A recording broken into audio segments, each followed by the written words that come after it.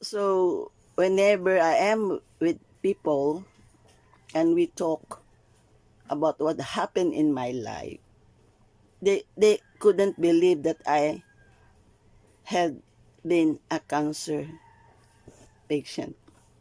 Kasi sabi nila, hindi ka namin nakitang nagmukhang parang kulay gray yung mukha mo, nangitim. Hindi ka namin nakitang nakalbo. They didn't even notice that I was bald because each time I'm wearing a bonnet. And so before under the hardest part is when I heard the so people were wondering whenever we talk, people would ask me, talaga bang nagka-cancer ka? Kasi they never saw me looking pale. They hadn't even noticed that I was bald. You see, the first treatment, my first chemo treatment was so very painful and hard. And my hair started falling, so I have to shave my... Bigla akong naalimpungatan. Biglang may parang tumawag sa akin, Ma!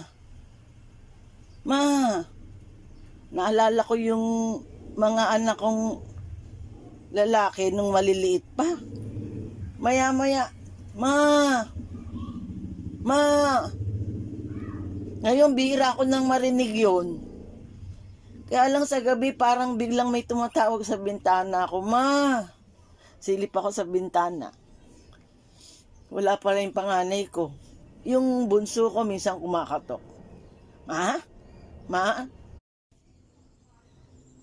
According to the homily today, Father said, take time. Take it slow. Don't rush. The word is so fast. They are telling you, pressuring you to bilisan mo, be fast. But you should take it slow. Take time.